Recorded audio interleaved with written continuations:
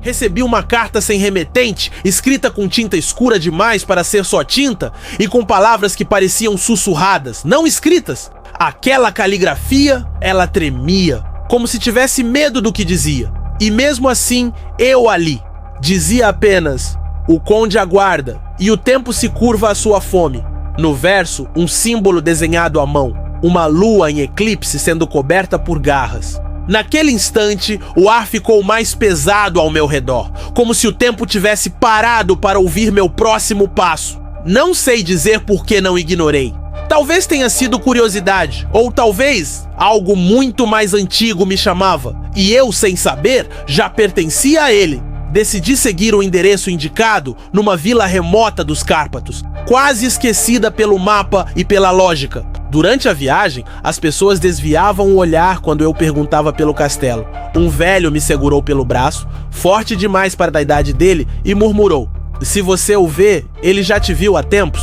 Não respondi. O silêncio dele falava mais que qualquer alerta. Cheguei à propriedade ao entardecer e juro que o sol parecia fugir das montanhas, como se soubesse o que ali morava. O castelo surgia entre as neblinas como um osso gigante saindo da terra. As janelas eram olhos cegos e o portão, uma boca entreaberta esperando para me engolir. Toquei a maçaneta fria. Ela girou sozinha. Dentro não havia som nenhum, nem vento, nem estalo de madeira velha. Nada. Apenas meu coração ecoando alto demais. Senti que alguém me observava. Não com olhos, mas com presença. Caminhei por um corredor onde cada retrato me seguia com os olhos. Um deles estava coberto, mas algo atrás do tecido parecia respirar. Foi então que o vi. Alto, magro demais, quase uma sombra viva, com mãos longas que pareciam ansiar por toque. Os olhos dele não tinham brilho, não piscavam, e quando sorriu, seus dentes não ameaçavam. Eles lamentavam, como se odiassem a função que cumpriam. Ele me chamou pelo nome, mas eu não o disse. Disse que esperava alguém há séculos, que a carta foi escrita por mãos que o serviam, mas não viviam, e que de alguma forma eu era o eco daquele que o traiu antes da luz nascer no mundo. Não sei quanto tempo fiquei ali. Os dias não passavam naquele lugar. Os espelhos não refletiam nada. Nem ele, nem eu. Comecei a esquecer meu rosto. E numa noite em que a lua parecia feita de ossos, ele disse: "Você agora entende? Não vim pra te matar. Vim pra que você lembre, porque tudo o que esquecemos, um dia volta a nos buscar." Episódio 2. A Muralha de Sangue. Você já teve a sensação de estar sendo vigiado? Por uma casa? Como se as paredes respirassem junto com você. Como se cada passo seu fosse sentido, registrado e lembrado. No castelo, não eram só os olhos do conde que me seguiam. Era o lugar inteiro. Desde que entrei naquele castelo, perdi o sentido do tempo. Os relógios estavam congelados, sempre marcando 3h13 da manhã. Era como se o tempo tivesse sido corrompido ali dentro, sugado por séculos de espera e escuridão. No segundo dia, se é que houve um segundo, comecei a ouvir coisas. Sussurros atrás das paredes, como orações antigas em uma língua que eu não conhecia, mas de alguma forma entendia. Os corredores mudavam. Um quarto que ontem dava para o salão, hoje levava a uma escada infinita. O castelo era um labirinto vivo, e ele aparecia nos lugares sem fazer som. O conde me observava como quem contempla uma pintura antiga que se move. Falava pouco, mas quando falava, cada palavra parecia pesar mais que a anterior. Ele disse que eu era uma lembrança encarnada, um espelho de alguém que ele amou e destruiu. Disse que o amor dele foi tão profundo que se transformou em fome, uma fome que nunca cessava, não por sangue, mas por presença. Ele me mostrava cartas, objetos e memórias que pareciam minhas, mas eu nunca as vivi. Foi numa madrugada densa que entrei num salão onde jamais havia estado. As paredes eram cobertas de tapeçarias que tremiam sozinhas. No centro, um vitral quebrado projetava a luz da lua sobre uma parede, uma que respirava, literalmente. Uma superfície de pedra coberta por uma espécie de membrana vermelha, viva. A Muralha de Sangue. O conde apareceu, como sempre, sem aviso. Disse que cada alma capturada por ele se dissolvia ali, deixando um fragmento, uma lembrança. A muralha era feita de séculos de memória, culpa e dor. Toquei a superfície e vi Vi vidas sendo absorvidas, nomes gritados e esquecidos, imagens de dor e amor distorcido. Vi a mim mesmo, ou uma versão antiga de mim, correndo por aquele mesmo castelo, tentando fugir de algo que eu ainda não compreendia. E por um instante, vi o conde chorando. Não sangue, não por fome, chorando por estar só. Ele então sussurrou bem perto de mim: "Você não veio até aqui. Você sempre esteve." Episódio 3. O nome esquecido.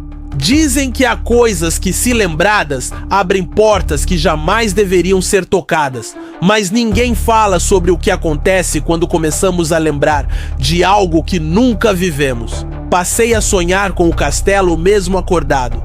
Cada parede, cada janela em arco, cada sombra que se arrastava pelos corredores, eu conhecia tudo. Não de estar lá, mas de ter sido lá. Era como se partes de mim, enterradas em alguma era distante, começassem a despertar, e com elas uma dor antiga arranhando por dentro. Naquela noite, ou dia, o conde apareceu ao lado da lareira. Ele nunca fazia som ao chegar. Sentou-se diante do fogo como alguém que revive uma lembrança amarga. Na mão segurava um anel que eu reconheci sem nunca ter visto. De ouro envelhecido, com um símbolo esculpido, 2 serpentes devorando uma a outra. Ao me entregar, ele disse: "Você se chamava Elias. Antes de tudo, antes da fome, antes da maldição." Aquelas palavras não deviam fazer sentido, mas fizeram. Foi como se algo em meu peito se quebrasse, não de dor, mas de revelação. Lembrei da floresta, de um altar em ruínas, e dele, ajoelhado diante de mim. Não como predador, mas como amante. O conde me contou com a voz quase humana que séculos atrás ele fora um homem, um monge estudioso, obcecado por vencer a morte. Conheceu Elias, eu, nas margens de um vilarejo amaldiçoado, e ali nasceu algo entre nós. Mas o tempo, o medo e a religião nos separaram. Ele então fez um pacto, não para viver eternamente, mas para nunca mais esquecer. Só que o preço foi alto, tornou-se sombra, perdeu o nome, e o tempo que ele tanto queria dominar tornou-se prisão. E eu, Elias, reencarnaria inúmeras vezes, até lembrar, até perdoar, até ficar. Foi então que a muralha de sangue pulsou, mais forte, como se reagisse à verdade. As imagens nela começaram a se reorganizar. Meu rosto apareceu ali multiplicado em versões jovens, velhas, deformadas, mas todas minhas. O conde caiu de joelhos, as mãos no peito, e sussurrou: "Dessa vez, não corra." Episódio 4. Quando o espelho quebra. Você já se olhou no espelho e por um segundo teve certeza de que quem está lá dentro não é você? Que há alguém atrás dos seus olhos esperando que você lembre de algo que prometeu esquecer? Desde que voltei, o mundo parece costurado com linhas invisíveis, como se fosse um teatro mal ensaiado. Os sons chegam com um eco estranho. As pessoas me olham como se soubessem, ou como se estivessem sendo vigiadas através de mim. E o pior de tudo, comecei a ver reflexos em lugares onde não há espelhos. Comecei a ter lapsos, minutos perdidos. Acordava em ruas que nunca estive, com livros antigos nos bolsos, um deles com páginas em branco, apenas uma frase escrita em sangue seco na capa interna: "Recordar é permitir que o ciclo continue." As memórias voltaram como um mar revolto, cada onda trazendo uma parte de mim que havia se afogado há séculos. Eu vi o altar onde o conde, ainda humano, derramou o próprio sangue por amor. Vi meu rosto refletido nas águas escuras de um lago, pedindo para ser esquecido, e entendi que meu renascimento constante não era punição, era escolha. Mas naquela noite, ao olhar no espelho de casa, algo aconteceu. A imagem refletida não me acompanhou. Pisquei, e ele ficou me olhando, sorriu, sussurrou, e eu ouvi do outro lado: "Você está pronto para voltar." Sem saber como, me vi de novo no castelo, mas desta vez não como visitante, como alguém que voltava para casa. Os corredores não me confundiam mais, as tapeçarias reconheciam meu toque. A muralha de sangue se abriu literalmente, como uma cortina viva, revelando uma escadaria escondida, espiralada e coberta de símbolos ancestrais. No fundo, encontrei o que parecia ser um espelho antigo, mas não refletia luz, nem imagem, refletia consciência. Ao tocá-lo, fui inundado, vi todas as minhas vidas, todas as versões de mim, e todas as vezes que fugi do Conde, todas as vezes que neguei nosso laço, e entendi que ele nunca quis me prender, quis apenas que eu lembrasse para libertar os dois. O Conde estava lá, mas diferente, mais frágil, pálido como porcelana rachada. Seus olhos imploravam, mas não por sangue, por paz. E naquele instante eu não vi um monstro, vi um homem, cansado. Eu o abracei. E quando o fiz, a maldição que nos ligava se desfez em poeira dourada. A muralha estremeceu, gritou com as vozes de 1000 almas, e então silenciou. Episódio 5. A última porta.